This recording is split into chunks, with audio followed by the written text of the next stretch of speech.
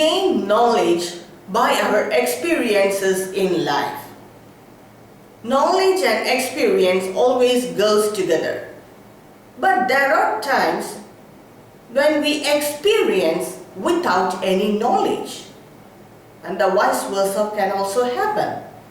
We gain knowledge without any experience. Now let us see the first fact. That is the experience without knowledge. One of the main examples, or rather the only example for this state is our deep sleep state, that is the Sushupti Avastha. In deep sleep, what we experience is complete bliss, that is Brahmananda. But ignorance covers it.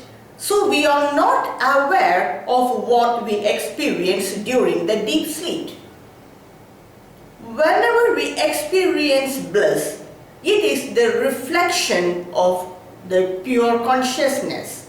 In whatever form, in whatever way we experience bliss, we are experiencing the Brahmananda. In deep sleep, we are not aware of it. Only when we come to the Jagrat Avastha, that is the awakened state, we realize that we have experienced something peaceful or some relaxation during deep sleep. At the time of deep sleep, we are not aware of it. Our knowledge is covered by ignorance. So this is experiencing without knowledge. The next is attaining knowledge without experience. We attain knowledge by 3 steps. That is, the first is the Shabda Jnana, second is the Artha Jnana, and the third is the Avagatihi. Shabda Jnana is we either read about a subject or we hear about a subject. That is the preliminary state of attaining knowledge. For this, we must be fluent in the language in which the subject is explained. This is a Shabda Jnana. The second is Artha Jnana. This is a little more deeper. For understanding what is written in that language, we must be fluent with the grammatical usage of that language. Only then we will understand the meaning of it.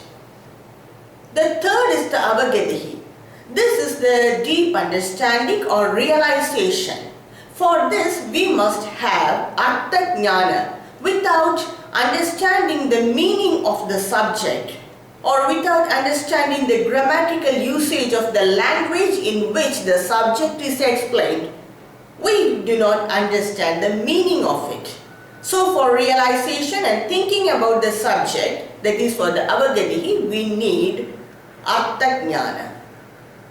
Even though when we have right knowledge, it is not sure that at all times it gives right benefit. The main reason for this is, whatever knowledge we attain or we collect is stored as information in the intellect or in the Vijnanamaya Kosha. The intellect is otherwise known as Vijnanamaya Kosha, or in the Buddhi. So what all we attain as knowledge is stored as information in the intellect. But this will not give the right benefit for that person. This knowledge, this information must be converted as the habits or right values by the mind, that is the Manomaya Kosha or Manas. There is always a gap between the intellect and the mind.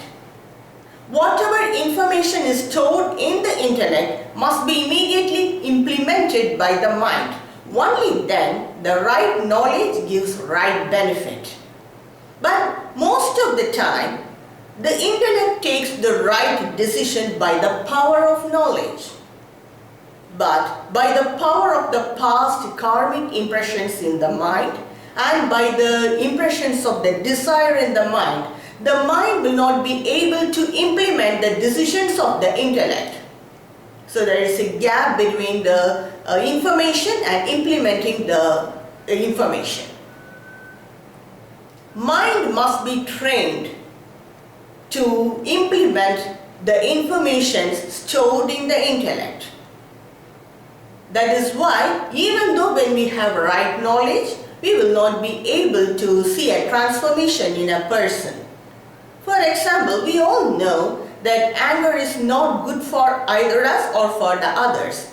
When we get angry, it hurts us. It spoils our physical and mental health first before going outside.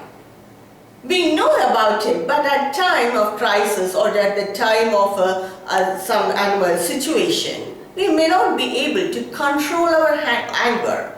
This is because the mind is not trained to implement the information of the intellect. Almost all the spiritual practices are there to mold the mind to practice or to implement the information of the intellect. Whatever spiritual practice you may take the karma yoga, meditation, deep contemplation, nididhyasana, practicing mantra japa, practicing puja, all these spiritual practices are for the practice the mind to implement the information of the intellect. In Mahabharata, Duryodhana says to Lord Krishna, Janami dharma nacha me pravartihi, Janami adharma nacha me nivartihi. Meaning, what Duryodhana says is, I know what is dharma, but I cannot follow it. I cannot implement it. And I know what is adharma, and I cannot restrain from it. I cannot keep away from it. So this is my mental situation, he says to Lord Krishna. Not only for Duryodhana, sometimes we all have this state of mind. We know what is the right value, we know what are the right habits, but at some situations, and when the time comes, we are helpless. We are not trained our mind to implement these values. This takes some time, but the prolonged time also loses the importance of the values. So the right practice at the right time must be given to practice these values by the mind. Shastra says 25% of the knowledge we gain from the Guru and scriptures. And another 25% we think about it, we refer to some other books, we discuss about it. That is manana, by that 25% knowledge we get. And 25% more knowledge we get by deep contemplation, by assimilating these, what all we read from the scriptures. So this makes it 75%. This is Swamedaya. By this time, the knowledge is well established in the intellect. The last 25%, the mind must be trained to implement these informations. Only then, the right knowledge gives the transformation in a person, or otherwise, knowledge is a burden. If we have knowledge without implementing it in the mind, practicing the mind to implement it, then it will not transform a person. So the right knowledge, the right time is very important for transforming a person. That is why scripture says, Jnana is very important, and equally important is Jnana Nishta, establishing the knowledge in the mind. Thank you for watching.